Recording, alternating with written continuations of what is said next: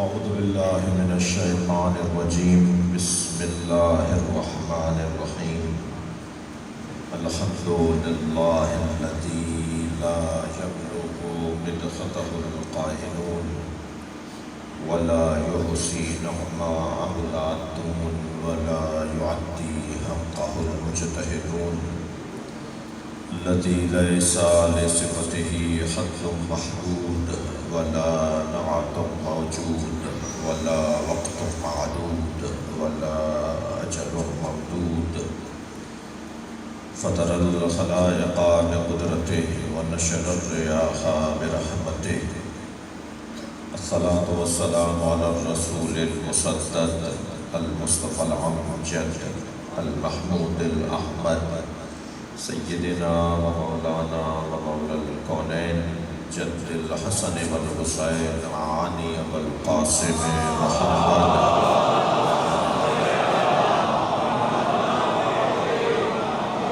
وآلہ الطیبین الطاہرین المعصومین الذین قال اللہ انما یرید اللہ لیذهب عنکم الرجس اہل البیت وَيُطَهِّرَكُمْ تَطْهِيرًا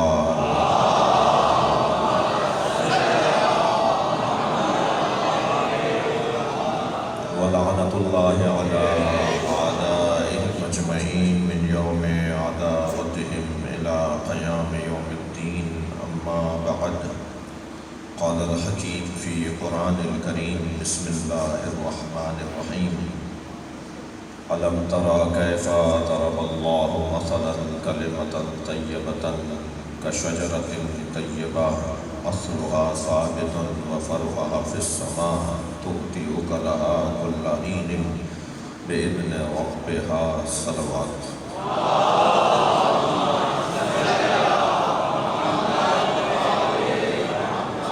التماس ایک سورہ فاتحہ دیمت و سورہ اخلاص مرحوم مغفور سید مسعود رضا جعفری ابن سید احمد حسین جعفری سیدہ نسیمہ آرا بنت سید غلام نبی زیدی رحمہ اللہ عنہ الفاتحہ الحمدللہ رب العالمین الرحمن الرحیم ایاک نعبد و ایاک نستعین اهدنا الصراط المستقیم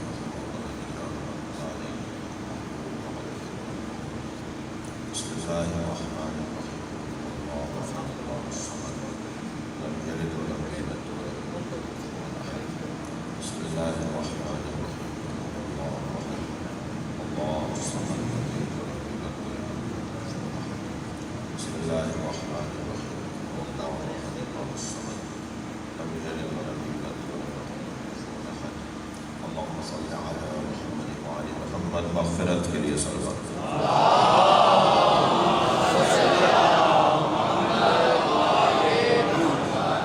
سورہ مبارکہ ابراہیم کی 24ویں اور 25ویں آیت اللہ اپنے اس کلام میں عظمت اہل بیت کا ایک باب روشن کر رہا ہے. تمام تر کمالات بنام خدا اور ان کمالات کی وراثت بنام اہل بیت.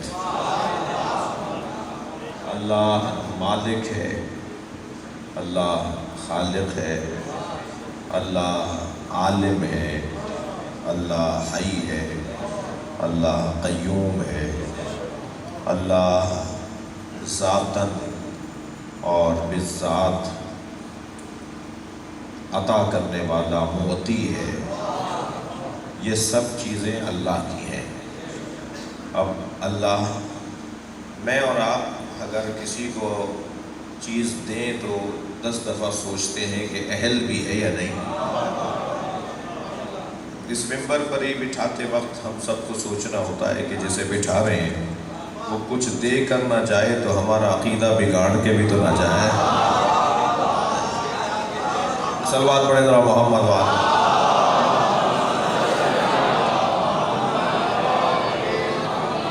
تو ہم اپنی گاڑی بھی کسی ایسے کے حوالے نہیں کرتے جس کے بارے میں ہمیں بال برابر بھی یقین نہ ہو کہ وہ حادثہ نہیں کرے گا. ہم اسے گاڑی سونپتے ہیں جس کے بارے میں یقین ہوتا ہے کہ یہ کہیں حادثہ نہیں کرے گا. یہ ہماری گاڑی بھی خراب نہیں کرے گا، اپنی ٹانگ بھی نہیں توڑوائے گا، ہم اس کے حوالے کرتے ہیں۔ تو معمولی چیز، بے وقت چیز کیا حیثیت ہے موٹر سائیکل کی، سائیکل کی مثال جی، یعنی ممکن ہے جس کی سائیکل ہو اس کے نزدیک اس سے زیادہ قیمتی چیز نہ ہو، لیکن دنیاوی اعتبار سے تو اس کی حیثیت نہیں ہے۔ تو جو بے وقت چیزیں ہیں وہ ہم کسی کے حوالے نہیں کرتے جب تک کہ ہمیں یہ یقین نہ ہو جائے کہ یہ اہل ہے۔ تو یہ کیسے ممکن ہے کہ اللہ اپنا نظام ان کے حوالے کر دے؟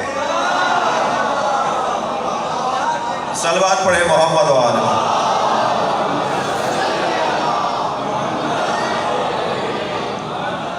جن کے بارے میں خود انہیں یقین نہ ہو کہ ہم اہل ہیں۔ میں زیادہ تفصیل میں جاؤں گا تو کسی ذہنی انتشار کا خوف ہے، یعنی خود انہیں یقین نہ ہو کہ ہم اہل ہیں۔ کاش میں فلاں ہوتا، جو یہ کہے کہیں کہ کاش میں فلاں ہوتا، صلوات پڑھ لے ذرا محمد۔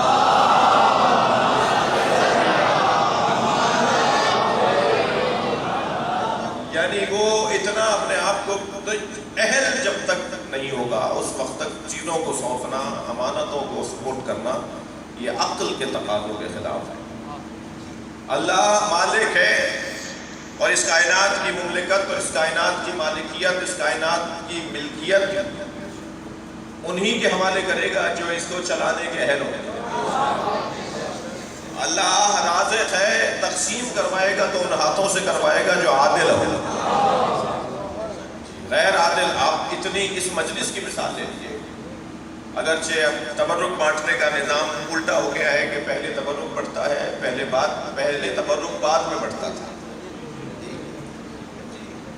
تو پہلے یہ ہوتا تھا کہ مجلس ختم ہونے کے بعد تبرک بڑھتا تھا، لائن لگتی تھی اور مولا کے نام پہ دھکا بھی لگتا تھا، کھبا بھی چلتا تھا اور انگوٹھا بھی پھوٹتا تھا اور تکلیف بھی ہوتی تھی، اور انسان اس لائن میں لگنے کو اپنے لیے عبادت اور ثواب سمجھتا تھا، اور مانگتے وقت وہ کسی سے کوئی بھیک نہیں مانگ رہا ہوتا تھا، تبرک مانگ رہا ہوتا تھا۔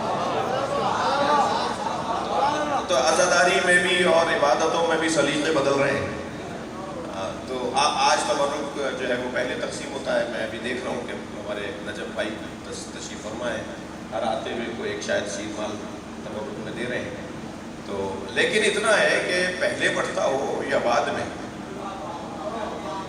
یعنی تبرک کہیں بعد میں بڑھتا ہو، اب بھی ہوگا ایسا، اور یا پہلے بڑھتا ہو، اتنا ہے کہ ٹوکرا اس کے ہاتھ میں دیا جائے گا جو عادل ہو۔ ایسا ہی ہے، یعنی ہم 2 گھنٹے کی ذکر کی عبادت میں مصروف ہیں، 2 گھنٹے مولانا ایک صلوات پڑھیں محمد والے،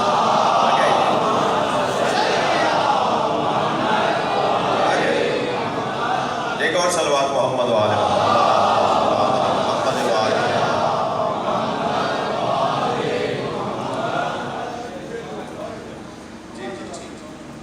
ہم اتنی سی توجہ کرنا چاہوں گا، ہم اتنی سی دیر کے لیے اللہ کی عبادت میں مصروف ہوئے، ایک کام لے کر بیٹھے ہیں، اس میں بھی ہم ان کے حوالے چیز کر رہے ہیں کہ جو عادل ہو، جس سے نا انصافی نہ ہو، جو مثال کے طور پہ ایسا نہ ہو کہ اپنوں کو ڈبل اور کوئی جو جسے ہم جانتے نہیں ہیں اسے وہ ایک ہی پکڑا دیا، تو ایسا اگر کوئی کر رہا ہو تو اسے دوبارہ ٹوکرا نہیں دیا جاتا، یعنی آئندہ ہی نہیں دیں گے کیونکہ یہ اس قابل مسئلہ نہیں ہے، ٹھیک ہے۔ تو اتنا سا کام بھی ہم اس کے حوالے کریں گے کہ جو ہمارے نزدیک کام ٹھیک کرتا ہو۔ اللہ اس کائنات کا نظام اب دیکھیں، یہ حق علی کا ہی تھا کہ مولا خطبہ حمام میں یہ فرمائے خلق الخلق حین خلقہم، اللہ نے جب مخلوق کو خلق کیا تو خلق کرتے وقت غنی عن طاعتہم وآمنا عن معصیتہم، وہ غنی تھا ان کی اطاعت سے اور محفوظ تھا ان کی معصیت سے۔ یہ لب و لہجہ علی کے علاوہ کسی اور کا سجدہ ہی نہیں۔ اللہ نے جب مخلوق کو خلق کیا تو اللہ غنی تھا، اسی وقت غنی تھا کہ کوئی اس کی عبادت کرے یا نہ کرے، اللہ کو ان کی عبادت کی ضرورت نہیں تھی۔ یعنی میری 2 رکعت نماز اللہ کی خدائی میں اضافہ نہیں کرتا، میرا روزہ رکھنا اللہ کی الوہیت میں اضافے کا سبب نہیں ہے، میرا حج پہ جانا اللہ کے الوہیت میں اضافے کا سبب نہیں ہے، بلکہ میرا نماز پڑھنا، روزہ رکھنا، حج پہ جانا میرے انسان ہونے کا ثبوت ہے۔ انسان ہونے کے لیے کم سے کم ضروری ہے کہ اپنے مالک کا شکریہ تو ادا کرے۔ یہ نماز شکریہ ہے، یہ نماز، یہ روزہ اپنے مالک کا شکریہ ہے۔ جو اپنے مالک کا ہی شکریہ ادا نہ کرتا ہو، ایک صاحب مجھ سے کہنے لگے جی ہمارے معاشرے میں نمازیوں کی تعداد کم ہے، نمازی زیادہ ہونے چاہیے، نمازی کم ہے۔ میں نے کہا جی سارا مسئلہ یہ ہے کہ ممبر سے مالک کی عطاؤں کا بیان کم ہے۔ مالک کی عطاؤں کا بیان بڑھ جائے، سجدے بڑھتے چلے جائیں گے۔ صلوات پڑھیں محمد و آل محمد۔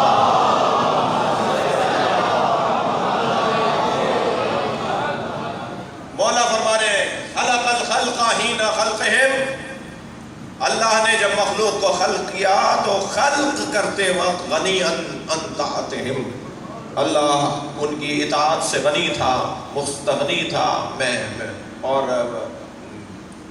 مبرہ تھا، منزہ تھا، اور بالا تر تھا، اور ضرورت اور محتاج نہیں رکھتا، احتیاج نہیں رکھتا تھا۔ غنی عن طاعتہم وآمنا عن معصیتہم، اور ان کی معصیت سے اللہ محفوظ تھا۔ اگر ساری دنیا مل کے گناہ کرنے لگ جائے تو اللہ کی خدائی پہ کوئی فرق نہیں پڑے۔ آمنا عن معصیتہم، اس کے بعد والا جملہ سنے مولا کا، فقسما بینہم معیشہم، اور پھر اللہ نے خلق کرتے وقت ہی سب کے رزقوں کو معین کر دیا تھا۔ یہ بتائے تو علی بتائے، یہ لہجہ اگر کسی کا ہو سکتا ہے تو مولا علی کا ہی ہو سکتا ہے۔ علی ہی بتا سکتے ہیں کہ سب کا رزق معین ہو چکا ہے۔ اور پھر فرمایا کہ رزق دو طرح کے ہیں، ایک وہ رزق جو تمہیں تلاش کرتا ہے، اور ایک وہ رزق جسے تم تلاش کرتے ہو۔ جی وہ رزق جو تمہیں تلاش کرتا ہے وہ ہے جو فقسما بینہم معیشہم، جو اللہ نے سب کے لیے رزقوں کو معین کیا ہوا ہے، وہ معین شدہ رکھا ہوا ہے، اسے ڈھونڈنا تمہارا کام ہے۔ وہ جو تمہیں تلاش کر رہا ہے وہ آواز دے رہا ہے آؤ مجھے ڈھونڈ۔ صلوات پڑھیں محمد و آل محمد۔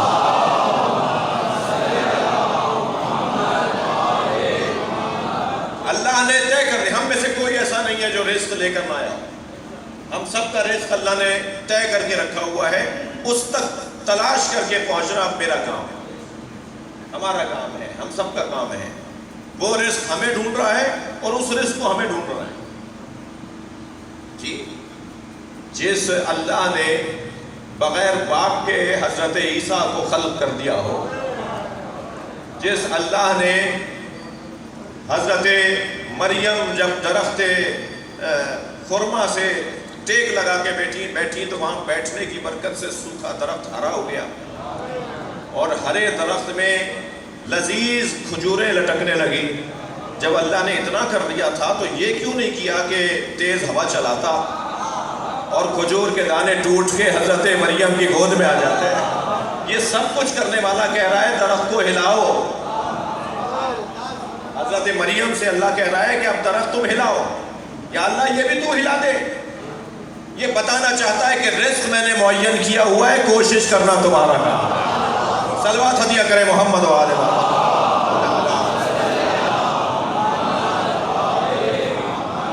فقسما بینہم معیشہم، اور ان کی معاش کو، ان کی معیشت کو، ان کے رزق کو اللہ نے طے کر دیا ہے، تقسیم کر دیا ہے، مقرر کر دیا ہے۔ اور پھر وَوَضَعَهُم مِّنَ الدُّنْيَا مَوَاضِعَهُ، اور پھر اللہ ہی نے طے کیا ہے کہ کون کہاں جا کر رکھا جائے، کسے کہاں جا کے خلق کیا جائے۔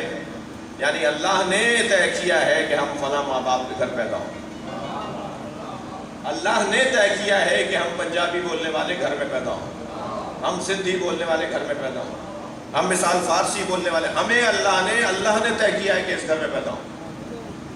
اگر یہ بچہ مثلاً یہ شکایت کرے اپنے آپ سے اور اپنے رب سے کہ تو نے مجھے فلاں میرے دوست کے ماں باپ کے گھر کیوں نہیں پیدا کیا، تو نے فلاں قبیلے میں مجھے خلق کیوں نہیں کیا، تو اسے جواب دے رہا ہوں کہ تم تو اللہ کا یہ شکر ادا کرو کہ اللہ نے تمہیں قرار دینے میں بھی ارادہ کیا ہے کہ فلاں جگہ تمہیں رکھوں۔ ورنہ مخلوقات تو اللہ کی بہت ہیں. وہ اگر ہمیں پتھروں میں ڈال دیتا تو ہمیں حق اعتراض نہیں تھا. اگر ہمیں وہ پودوں میں خلق کر دیتا، چاہے گلاب کا پھول ہی بناتا، پھر بھی ہم کسی پہ قربان ہو رہے ہوتے. پھولوں میں سب سے اچھا پھول بھی بناتا، تب بھی ہم کسی پر نچھاور ہو رہے ہوتے ہیں. اللہ نے ہمیں پھول نہیں بنایا ہے، ہمیں انسان بنایا ہے کہ ساری مخلوق اس پہ قربان ہو جائے. اب یہ انسان ہے جس پہ سب قربان، انسان کسی پہ قربان نہیں ہوگا. لہذا ارشاد ہوا خلقت الخلق لأجلک، میں نے ساری مخلوق تیرے لیے بنائی ہے. وخلقتک لأجلی، مگر تجھے اپنے لیے بنایا. یہ انسان اللہ نے اپنے لیے خلق کیا ہے. توجہ چاہوں گا. تو گفتگو یہ ہے کہ اس مالک نے، اس خالق نے اس کائنات کا اختیار، یہاں کے امور، اور سب سے زیادہ جو روشن بات ہے بشریت کی ہدایت کی ذمہ داری، وہ ایک گھرانے کو دی ہے. یعنی اگر آپ اور میں جانور پال لیں تو یہ بڑا کارنامہ. یہ وہ لوگ ہیں کہ جو کائنات کو پال رہے ہیں. ان کا سانس لینا دنیا کا سانس لینا ہے. یہ سانس لیتے ہیں تو صبح سانس لیتی ہے، دن روشن ہوتا ہے اور رات آتی ہے. ان کے ارادے سے ہوائیں چلتی ہیں. یہ اگر کسی کو دعا دے دیں تو اس کی کایا پلٹ جاتی ہے. یہ اگر کسی سے منہ موڑ لیں تو اس پہ آسمان گر جاتا ہے. ان کا وجود اللہ کے نزدیک بڑا اہمیت کا حامل ہے. اچھا، پودوں اور پتھروں پہ تصرف، یہ اگر چلتا ہے تو چلوا دیجیے. پودوں اور پتھروں پہ تصرف، توجہ ہے. پودوں اور پتھروں پہ تصرف تو ہنر اور کارنامہ ہو، اور جو انسان پہ تصرف کرتا ہو، دقت میرے ساتھ رہے. انسان پہ اگر کوئی تصرف کرے، یعنی تعجب کی بات نہیں ہے کہ حضرت عیسیٰ مردے کو زندہ کریں تو سب کو تسلیم، اس لیے کہ قرآن میں آیا ہے. اور حضرت عیسیٰ جن کے آنے کی بشارت دیں، ان کے لیے اگر میں کہہ دوں کہ وہ مردوں کو زندہ کر سکتے ہیں تو حلق سے نہیں اترتا. عجیب منطق ہے، عجیب سوچ ہے، عجیب انداز ہے انسانوں کے سوچنے کا. جی، وہ تو جانوروں سے بات کریں تو کوئی تعجب کی بات نہیں ہے، اس لیے کہ قرآن میں آیا ہے. اور قرآن فارمولوں کی کتاب ہے. اگر قرآن مجید میں سارے کمالات حضرت عیسیٰ کے بیان کرنے کے بعد ایک آیت بھی آ گئی ہو کہ حضرت عیسیٰ جس کا گھڑا بھرتے ہیں اسے محمد مصطفیٰ کہا جاتا ہے. جی، جن کی نوکری کرتے ہیں، جن کی خدمت میں رہتے ہیں، جن کے احترام میں کھڑے ہوتے ہیں، جن کی تعظیم کرتے ہیں، وہ سرکار دو جہاں کے بارے میں اگر میں یہ عنوانات دوں تو لوگوں کو ہضم نہیں ہو رہا ہوتا. تو بہرحال ہمارا کام بھی اذان دینا ہے. ایک نہ ایک دن صفیں ضرور بندھیں گی. صلوات پڑھیں محمد و آل محمد.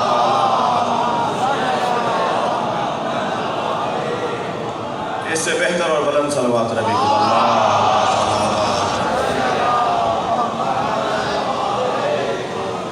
ایک اور صلوات نبی کی ذات پر.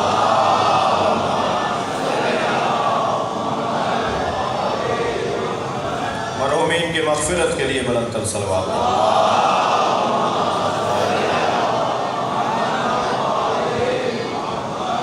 اس گھرانے کے لیے، ان ہستیوں کے لیے اللہ نے قرآن میں کچھ تعبیرات اور کچھ تمثیلات کا عنوان اور سہارا لیا ہے. وہ جو تمثیلات اللہ نے، کچھ تعبیرات اللہ نے اس گھرانے کی عظمت کے بیان میں قرآن میں نازل کی ہیں، ان میں سے ایک تعبیر یہ ہے جو سورہ مبارکہ ابراہیم کی 24ویں اور 25ویں آیت میں، الم تری کیف ضرب اللہ مثلا، اے میرے حبیب آپ نے دیکھا کہ آپ کے اللہ نے کیسی مثال دی ہے، کلمۃ طیبۃ، کلمہ طیبہ کی، کشجرۃ طیبہ، جو شجرہ طیبہ کی طرح. یہ چھوٹا سا بچہ بھی اگر میں اس سے پوچھوں بیٹا کلمہ طیب کیا ہے تو یہ فوراً بتائے گا لا الہ الا اللہ. یعنی یہ وہ پہلا اور بچپن کا اور کچی پکی کا سبق ہے جو ہر ایک کو یاد ہے کہ کلمہ طیب کیا ہے. فوراً کہے گا لا الہ الا اللہ۔ قرآن کہہ رہا ہے کہ اے میرے حبیب آپ نے دیکھا کہ کلمہ طیبہ کی مثال کیا ہے؟ اب لا الہ الا اللہ کی مثال کیا ہے؟ کیسے مفہوم عقیدہ توحید سمجھو گے؟ یہ کلمہ طیبہ کی مثال ہے کہ شجرۃ طیبہ، شجرہ طیبہ کی طرح، اور شجرہ طیبہ کی پھر یہ 3 صفتیں ہیں۔ صلوات پڑھیں محمد و آل محمد۔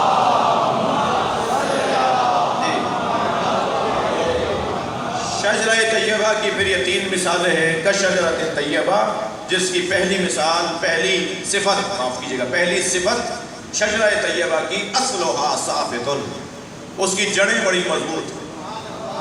یہ وہ درخت ہے جس کی جڑیں مضبوط ہیں۔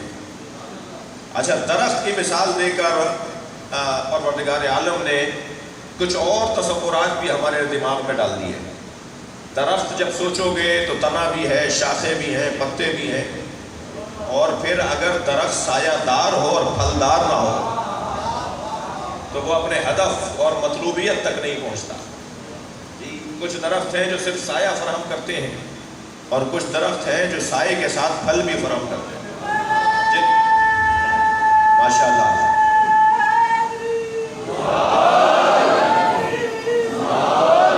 اگر سائے کے ساتھ پھل بھی ہو تو پھر یہ نور علی نور ہے،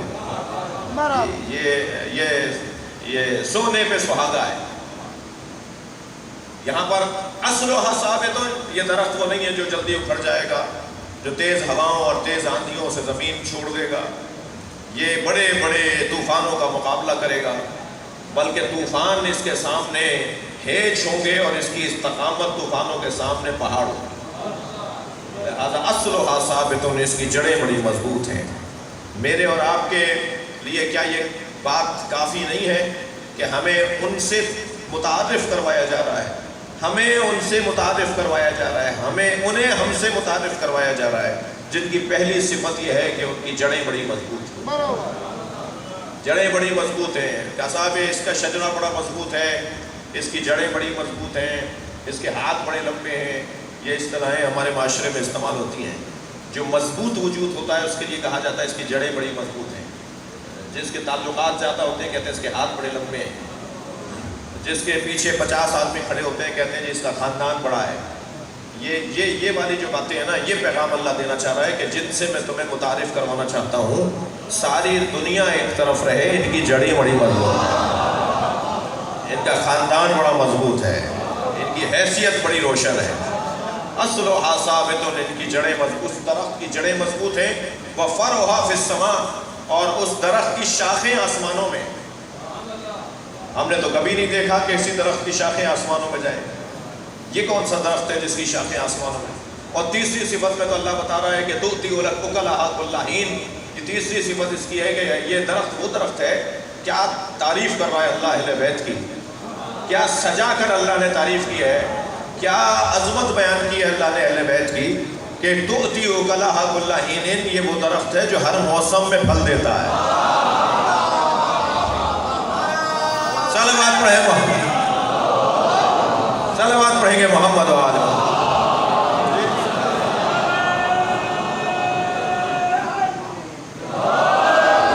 کیا شان ہے، کیا انداز ہے اللہ کا۔ اس درخت کی شان یہ ہے کہ یہ ہر موسم میں پھل دیتا ہے۔ ہم نے موسمی پھل دیکھے ہیں، ہر موسم کا پھل درخت نہیں دیکھا۔ ہم نے ایسے درخت تو دیکھے ہیں جو موسمی، اس وقت کئی پھل آئے ہوئے، کچھ عرصے بعد کوئی اور پھل آئے گا، یہ موسمی پھل۔ یہ کون سا درخت ہے جو ہر موسم میں پھل دیتا ہے؟ اس کی زندگی پر خزاں نہیں آتی یا خزاں اس میں نہیں آتی؟ یہ طے کرنا ہوگا نا۔ جب درخت کی بات ہو رہی ہے اور درخت کی صفات بیان ہو رہی ہے تو یہ کون سا درخت ہے جس پہ خزاں نہیں آتی؟ یا یوں کہہ لیں کہ یہ اس کی زندگی میں خزاں نہیں آتی اور خزاں میں مجال نہیں ہے جو اس پہ آ جائے۔ یہ وہ درخت ہے جس کے لیے ہمیشہ بہار ہے۔ یہ جیل میں قید خانے میں بھی ہوں گے تو بہار میں ہوں گے، یہ اسیر بھی ہوں گے تو بہار میں ہوں گے۔ ان کی زندگی میں کبھی خزاں نہیں آتی، اور اگر انتظار بھی ہم ان کا کر رہے ہوتے ہیں تو ہماری زندگیوں میں موسم تبدیل ہو رہا ہوتا ہے، ان پر خزاں نہیں آتی ہے، ان کی زندگیوں میں بہار ہی بہار ہے۔ تو یہ تیسری صفت کہ وہ ہر موسم میں پھل دینے والا درخت ہے۔ اور ہر حال میں وہ عطا کرنے والا ہے. اس کی شاخیں آسمانوں میں ہیں، اور شاخیں اگر آسمانوں میں جا رہی ہیں تو اس کا مطلب یہ ہے کہ آسمان والوں سے بھی ان کا تعلق ہے. اور بہت روشن پیغام ہے کہ یہ درخت وہ درخت ہے جو ہوتا زمین پر ہے مگر کھلاتا آسمان والوں کو ہے. وہاں سے بھی روٹیاں لینے آئیں گے، وہاں سے بھی ستارہ سلام کرنے آئے گا، وہاں سے بھی فرشتے سلام کرنے آئیں گے. یہ رہتے زمین پر ہیں مگر عطا آسمان والوں کو بھی دیتے ہیں. یہ عجیب انداز کا درخت، اور میرا اور آپ کا مقام اور عظمت اس بات میں ہے کہ ہم اس درخت سے جڑنے کا اظہار کرتے ہیں. اور بہرحال اسی مجمع میں ہر ایک کا تعلق اہل بیت سے ایک جیسا نہیں ہوگا. اسی مجمع میں کوئی ہوگا جو قریب تر ہوگا، اور کوئی ہوگا جو قریب ترین ہوگا، کوئی ہوگا جو کچھ عقب میں ہوگا، کوئی ہوگا جو اور کچھ دور ہوگا. مگر اتنا یقین ہے کہ جو بھی یہاں بیٹھا ہے لائن وہی ہے، خط وہی ہے. چاہے کوئی صف میں آگے ہو، درمیان میں ہو یا آخر میں ہو، مگر وہ جو آخر میں ہے وہ نا امید اور مایوس نہ ہو. کیا معلوم کہ محنت کرنے سے یہ آگے آتا چلا جائے، اور کیا معلوم کوئی کمزور پڑ جانے سے پیچھے آتا چلا جائے.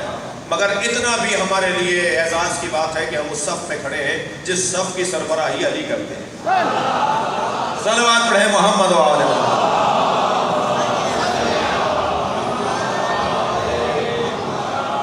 دقت فرمائی آپ نے.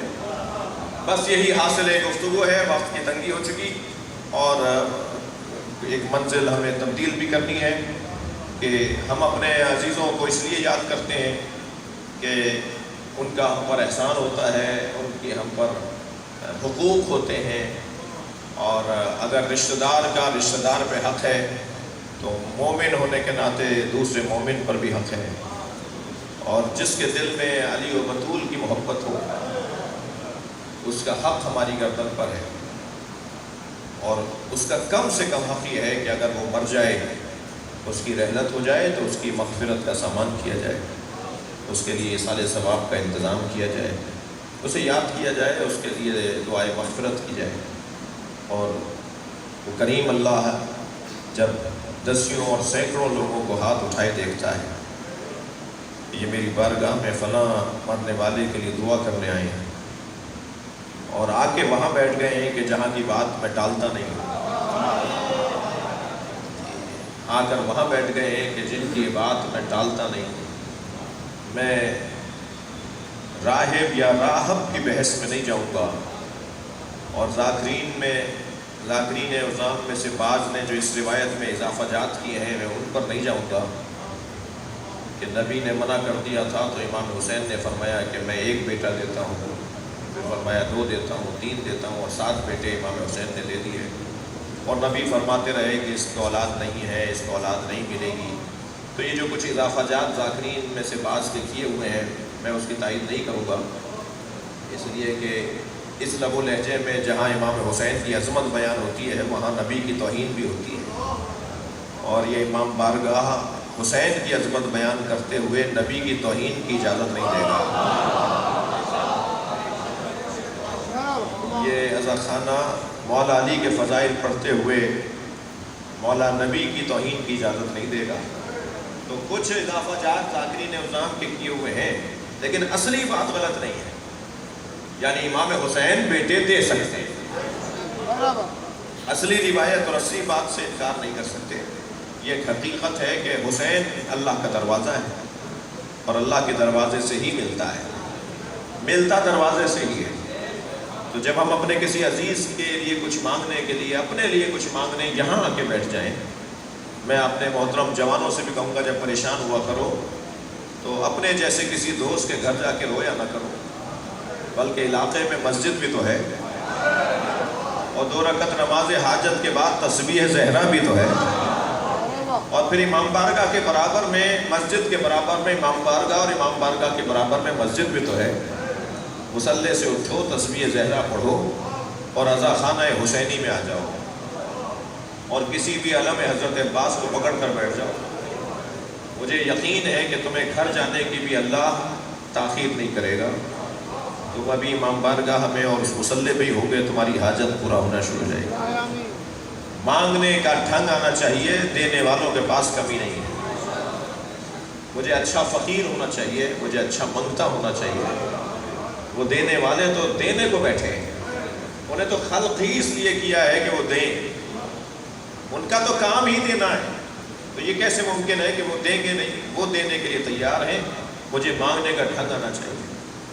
ہم تو اچھے امیر اور اچھے جاگیردار اور اچھے زمیندار اور اچھے بزنس مین کیا ثابت ہوں گے؟ ہم تو اچھے فقیر ثابت نہیں ہوئے۔ ہمیں اچھا فقیر ثابت ہونا ہے، بس اچھا فقیر ثابت ہو جائیں، پھر خود بخود یہ دنیا ہماری مٹھی میں آتی چلی جائے گی، اور اس اللہ کو اچھا لگتا ہے کہ میرے آگے جھکو، میرے آگے گردن جھکاؤ، اپنا دل موڑو، آنکھوں میں آنسو بھر لاؤ۔ مجھے 2 قطرے ہی لینے والے لے کے چلے جاتے ہیں، بہت سارے لوگ بتاتے نہیں ہیں، اور انہیں بتانے کی اجازت بھی نہیں ہوتی۔ جو اسرار ہیں، جو رموز ہیں، انہیں ویسے ہی چھپانے کا حکم ہے۔ خبردار ہر ایک کو نہ بتا دینا، اس لیے کہ بات اہل تک جانی چاہیے۔ لیکن عزیزوں، میں آپ سے بس اتنا کہوں گا کہ جب کبھی امام بارگاہ میں اور آپ اور ہم آ کر بیٹھیں تو باوضو آ کر بیٹھیں، طہارت بدنی کے ساتھ آ کے بیٹھیں، اور طہارت بدنی کے ساتھ جب ہم آ کے بیٹھیں گے تو حسین کا ذکر طہارت قلبی تک لے جائے گا، اور جہاں قلب طاہر ہو جائے، ما تحبون، جسے تم چاہتے ہو اس میں سے کچھ اللہ کی راہ میں دے دو۔ یہ پیغام تھا اللہ کا۔ امت سے کچھ مانگا تھا، مگر حسین نے سب کچھ دیا ہے۔ یہی فرق ہے امت میں اور اہل بیت میں۔ کیا کچھ نہیں دیا، ہر رشتہ قربان کیا، ہر طرح کا مال قربان کیا، اپنے پیارے اور عزیز قربان کیے، اور سب سے زیادہ جس بات پر حسین کو تکلیف ہوئی، میرے مولا حسین کو روحی تکلیف، سب سے زیادہ اعصابی تکلیف، سب سے زیادہ مصیبت حسین کی زینب کے سر سے چادر، زینب بی بی کے سر سے اترنے والی چادر کا دکھ، یہ امام حسین کے لیے سب سے زیادہ اذیتناک ہے۔ اللہ اکبر۔ جب حسین زمین کربلا پر زخموں سے چور ہے، حسین کے بدن میں تحرک نہیں تھا، ایک اور سپاہی کی آواز آئی، میں ایک جملہ کہوں گا، اگر حسین زندہ ہوئے تو اٹھ کے بیٹھیں گے۔ میں اس ظالم سے کہوں گا کیا تکلیف دینا چاہتا ہے؟ اس ظالم نے آواز لگائی کہ حسین زمین کربلا پر ہیں اور سپاہیوں نے زینب کے خیمے پہ حملہ کیا۔ بس یہ جملہ سنا، امام نے کوہنیوں پہ زور دیا اور اپنا ہاتھ فضا میں بلند کر دیا، گویا اشارہ دیا، پہلے میرا گلا کاٹو پھر میری زینب کی طرف۔ عزادارو، بات مکمل ہو گئی، مجلس مکمل ہو گئی، بس ایک جملہ سن لیجئے، امام حسین کو برداشت نہیں تھا کوئی زینب کی طرف جائے۔ کیا فرق ہے حسین اور زین العابدین پہ؟ کہاں کہاں میرے مولا سجاد نے نہیں دیکھا کہ جناب زینب کی طرف اشارہ کیا جاتا تھا، یہ باغی کی بہن ہے۔ بھرے دربار میں یزید نے کہا زینب کو دربار میں لایا جائے، ایک جگہ کھڑا کر دیا گیا کہ زینب بتاؤ کربلا میں کیا دیکھا؟ یزید کا ایک جملہ کہتا ہے، زینب کربلا میں سب سے بڑی مصیبت تم پر کیا گزری؟ جناب زینب نے بابا کے لہجے میں کہا، زینب پر سب سے بڑی مصیبت یہ ہے کہ تجھ جیسے سے بات کر رہی ہے۔ کہاں علی کی بیٹی، کہاں یزید سے بہوے کلام، اللہ رے مصیبت کبرا، اللہ لعنت اللہ اللہ قوم الظالمین۔ یا اللہ ان آوازوں پر رحمت نازل فرما، رونے والوں کی توفیقات میں اضافہ فرما، مرحومین مغفورین کے درجات کو بلند فرما، ان کی کوتاہیوں سے درگزر فرما، انہیں اعلیٰ علیین میں مقام عطا فرما، جنت الفردوس میں جگہ عطا فرما، پسماندگان کو کار خیر کی توفیق عطا فرما، امام زمانہ کے ظہور میں تعجیل فرما، مزید ایک سورہ فاتحہ 3 مرتبہ سورہ اخلاص، مرحومین مغفورین سید مسعود رضا ابن سید احمد حسین نسیم آرا بنت غلام نبی زیدی رحم الله من قرأ الفاتحة. بسم الله الرحمن الرحيم. الحمد لله رب العالمين الرحمن الرحيم. إياك نعبد وإياك نستعين اهدنا الصراط المستقيم صراط الذين أنعمت عليهم غير المغضوب عليهم ولا الضالين. بسم الله الرحمن الرحيم.